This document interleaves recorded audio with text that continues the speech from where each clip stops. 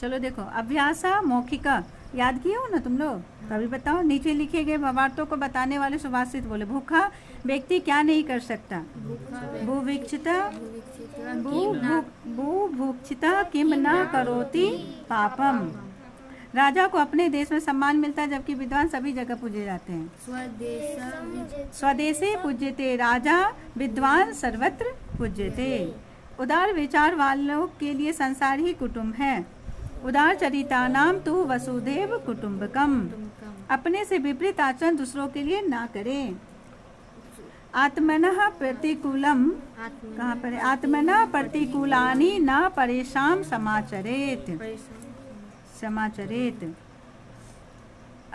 आचरण के बिना ज्ञान व्यर्थ है। ज्ञानम भारः क्रियाम बिना। महान व्यक्ति सदा एक सा रहता है। ये वाला होगा इसका। संपतो च विपतो च महता में कुरूपता। सज्जनों की संपत्ति दूसरों के उपकार के लिए होती है। परोपकाराय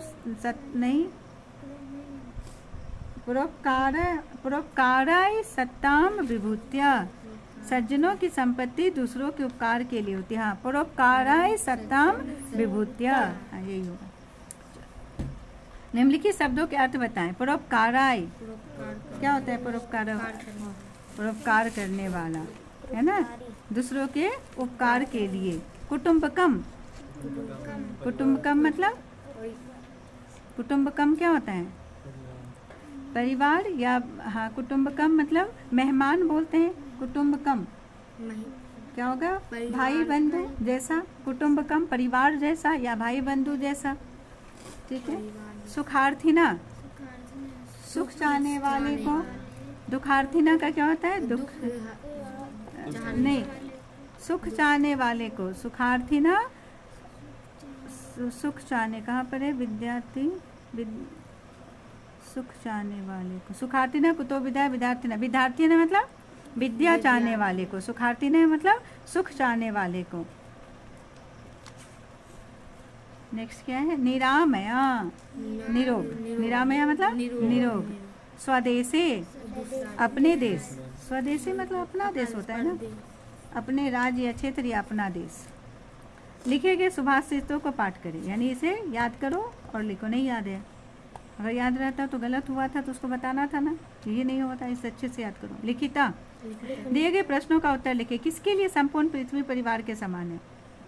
हिंदी में लिखना है इसका आंसर। किसके लिए है? ऊंचे श्रेष्ठ विचारों वाले के लिए पूरा संसार परिवार के समान है। विद्या किसे प्राप्त नहीं होती है? सुख चाहने वाले को विद्या प्राप्त नहीं होती है। किस प्रकार की वाणी बोलनी चाहिए? ऐसे सत्य वचन नहीं बोलने चाहिए जिससे किसी को दुख हो। कौन सभी जगह पूजा जाता है? विद्वान सभी जगह पूजे जाते हैं। विद्या से क्या प्राप्त होती है? विद्या से विनय आती है। विद्या ददाति विनय। विद्या से क्या प्राप्त होती है? विद्या से विनम्रता प्राप्त होती है, विनय आती है। विलोम विपरीतार्थक शब्द लिखे। सत्यम, असत्यम। प्रियम, अप्रियम, अप्रियम। सुखम, दुखम। विद्वान, मूर्ख। ज्ञानम, अज्ञानम। पापम, पुण्यम, पुण्यम। आत्मना, परेशान। रिक्त स्थान को भरे। डैश सत्ताम विभूत्या, परोपकाराय सत्ताम विभूत्या।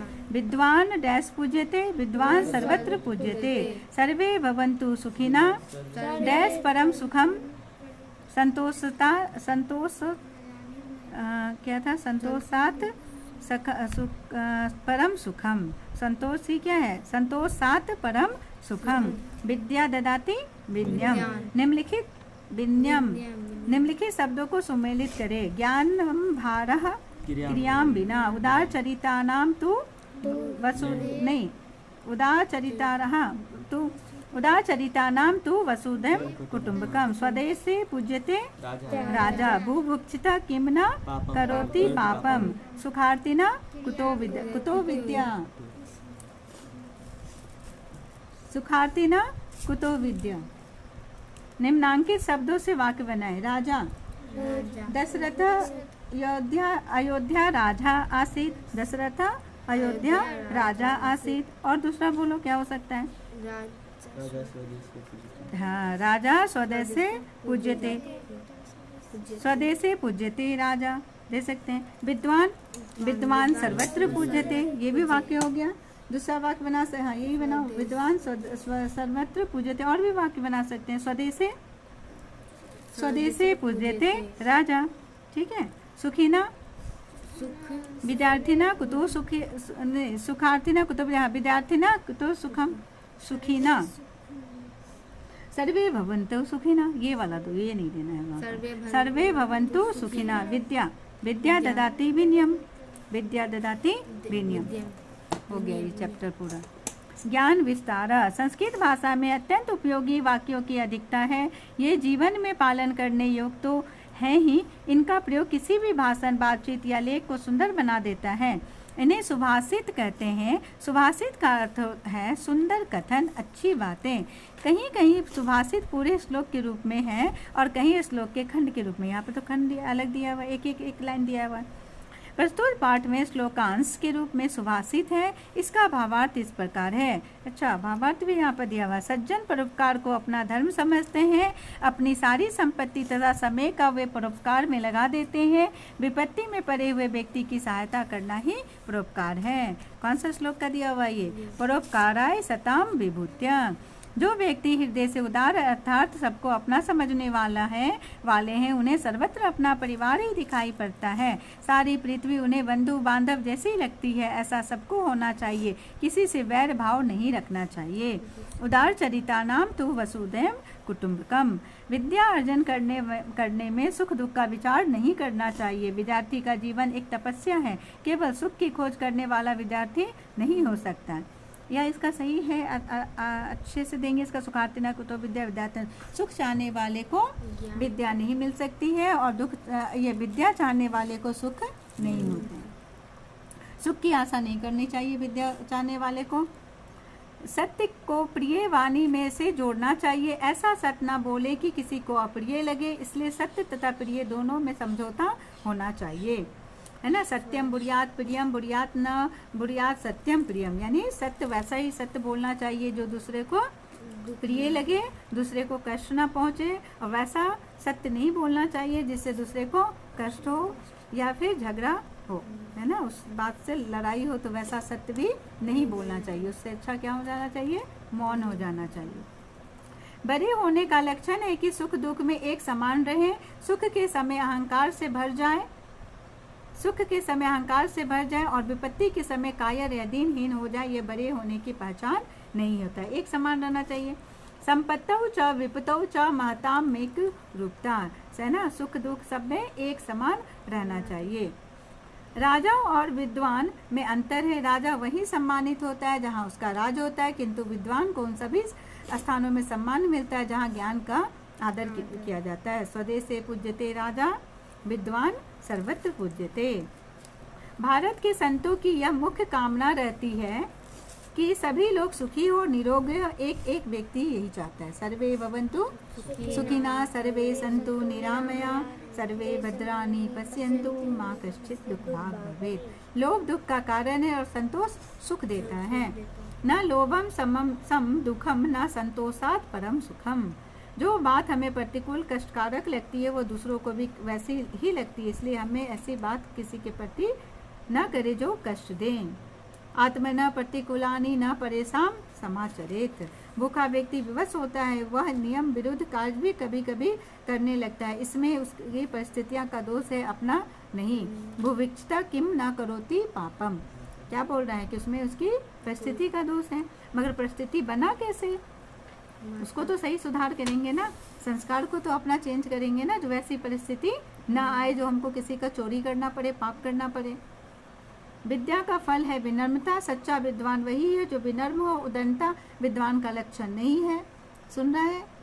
उदंता या बदमाशी करना, बात नहीं सुनना, वो विद्वान का लक्षण नहीं है, पढ़ने वाले बच्चे का लक्षण नहीं है। विद्या में कहीं भी कमी होने से कोई उग्र होता है ना। विद्या में अगर सही ढंग से पढ़ाई नहीं करते हैं तो उसमें उग्रता आती है, उसमें संस्कारहीन हो जाते हैं वो व्यक्ति, पशु तुल्य हो जाते हैं वो व्यक्ति, नहीं होते हैं। जिसमें जो सब्जेक्ट है, जो क्लास है, अपने अच्छे से उस क्लास को पढ़ाई करनी चाहिए। विद्या ददाति विनयम, ज्ञान की सार्थकता तभी है जब जब आप में विद्या आ जाएगा तो आप विनम्र बन जाएंगे। विनम्र बनने का मतलब क्या हुआ? माता पिता बहन भाई का बात मानेंगे, टीचर की बात मानेंगे, और विनम्र सबसे पहले तो अपना किताब कॉपी में होंगे, विनम्रता दिखाएंगे, हमारा जो सब्जेक्ट है वो अच्छे से करके आएंगे। अगर विद्या नहीं हो तब तुम तो दिमाग कहीं और चल रहा है तुम लोगों का, है ना, ये माना जाएगा कि विद्या नहीं है। जो देखो अभी ही जो ये नहीं आता था पढ़ने के लिए, पापा क्या बोले, हाँ नहीं पढ़ रहा है जब से, यही बात हमको सबसे पहले स्टार्ट की, नहीं पढ़ रहा है मैं जब से वहाँ पर, तब से ये दिन भर घूमता रहता है, और एकदम देखिएगा तो एकदम लगता ही नहीं कि बच्चा है मेरा, ऐसे बोल। तो क्या हो गया? विनम्रता खत्म हो गई, संस्कार खत्म हो गए, रूटीन खत्म हो गया। तो विद्या क्या दिलाती है? विनम्र दिलाती है। इसलिए विद्या अध्ययन करने से अपने रहन सहन खान पान सब में बदलाव हो जाता है, रूटीन चेंज हो जाता है, डिसिप्लिन आ जाता है, अनुशासन आ जाता है। अनुशासन का क्या मतलब होता है? अनुशासन का मतलब क्या होता है? बोलो तुम। टाइम टेबल होता है अनुशासन। अनुशासन का मतलब होता है कोई भी काम करो उसे सही तरीके से करना ही अनुशासन होता है। कपड़ा पहन रहे हैं तो उसे भी सही ढंग से पहने, फटा नहीं होना चाहिए, बटन लगा होना चाहिए, है ना, ये साफ होनी चाहिए, कपड़ा गंदी नहीं, ये भी अनुशासन है। पढ़ने बैठे हैं तो पूरा जितना देर हमको पढ़ना है, पूरा होमवर्क बनाना है, ये भी क्या है? अनुशासन। अनुशासन का मतलब काम और टाइम टेबल और स्ट्रिक्ट होना नहीं होता है। अनुशासन का मतलब क्या होता है? कोई भी काम करो तो अच्छे से करो, ये डिसिप्लिन कहलाता है। वो चीज़ तो हर चीज़ में, खाना बना रहे हैं उसमें भी, खेल रहे हैं उसमें भी अनुशासन चाहिए, चाहिए कि नहीं चाहिए? डिसिप्लिन वहाँ भी, खेल रहे हैं और चीटिंग कर रहे हैं, दूसरे से लड़ाई कर रहे हैं, मार रहे हैं गुस्से में, तो ये हो गया डिसिप्लिन हुआ वहाँ पर? नहीं। तो कोई भी काम करने के समय अच्छे से काम करना ही डिसिप्लिन, अनुशासन कहलाता है।